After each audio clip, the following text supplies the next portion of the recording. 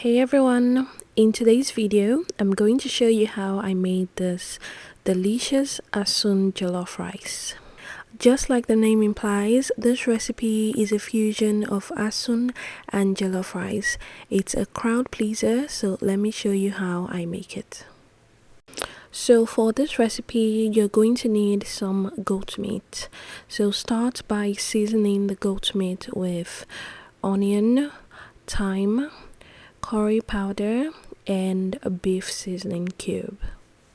I'll also add salt, and then I'm going to add a little bit of water. I'll give this a good mix, then I'll cover and allow to cook for about 25 minutes. Depending on the type of goat meat you're using, it may take a longer time or a shorter time to cook. After about 20 minutes, the goat meat is about halfway cooked, so I'm going to take it off the stove and transfer to my grill. I'm going to continue the cooking process in the grill for about 10 minutes until the goat meat is brown. Next, I'll cut it up into small bite-sized pieces like this. If the goat meat you're using cooks really fast, you can boil just for about 5 minutes and then grill for 10 minutes until the goat meat is cooked. After deboning and cutting, transfer everything to a bowl and then set aside.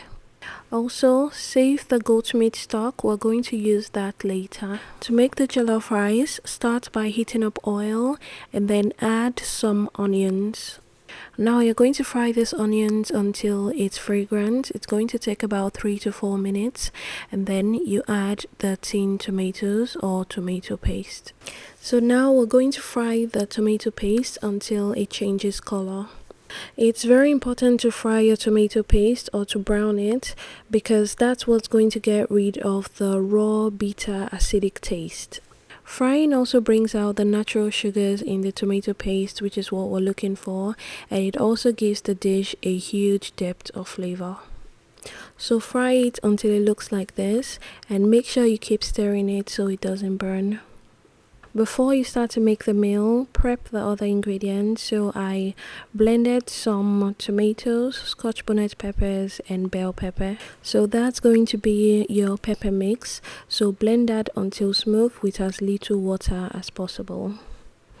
Add the pepper mix to the fried tomato paste and then mix until everything comes together. Allow that to fry for a few minutes, and then we're going to season with salt, beef seasoning cube, some bay leaves. I only use about 1 or 2 bay leaves, some curry powder, and thyme. Give this a good mix and just let this fry for about 5 minutes to get rid of any raw tomato taste. After a few minutes, go ahead and add some water. Also, you add the beef stock we made earlier.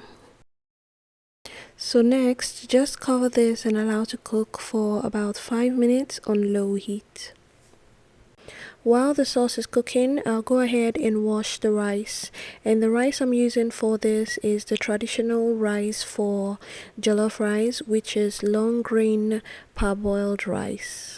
The exact rice I'm using is par excellence, and this is what it looks like, and here are some substitutions.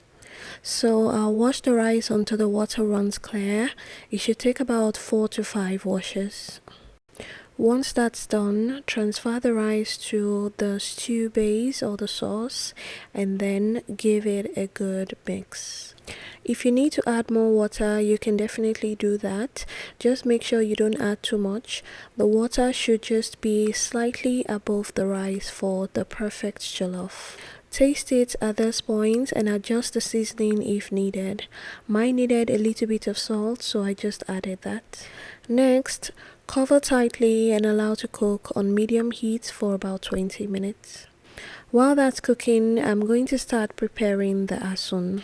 To do this, add some chopped onions, some chopped red bell pepper and scotch bonnet peppers. For the peppers, just add as much as you can handle since scotch bonnet pepper is really spicy. So I added just a little since I'm going to mix this up with the jollof rice and I don't want the meal to be too spicy. I also seasoned with salt and then added a little water.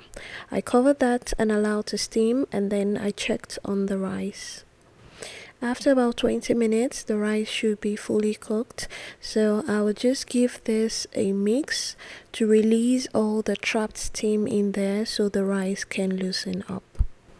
The asun should also be ready at this time, so what you're going to do next is just transfer the cooked rice to the asun pot. If your pot is wide enough, you can transfer the rice into the asun pot. You can also do this the other way around, which is transferring the asun to the rice pot. Whichever process works, I just prefer to do the first because of the last step. So for the final step, I just like to stir fry this for about 5 minutes. So this step really helps the asun flavor fuse really well with the jollof rice. And it also gives the jollof rice a sort of fried rice effect, which is really nice. So if you do make this, make sure you don't skip the step of stir frying the rice and the asun for a few minutes. It's really going to be a game changer. I made this rice for an event a while back and everybody absolutely went crazy over it. So this rice is definitely going to be on my holiday menu this year. Make sure you make this. You can add some green onions or scallions at the end for a little bit of color. Let me know if you do make this dish. I'd love to see your pictures and recreations. Tag me on Instagram or send me a DM. My Instagram name is Kiki Foodies. Thank you everyone for watching. A special thanks to my subscribers. Thank you for subscribing, and I'll see you in the next video.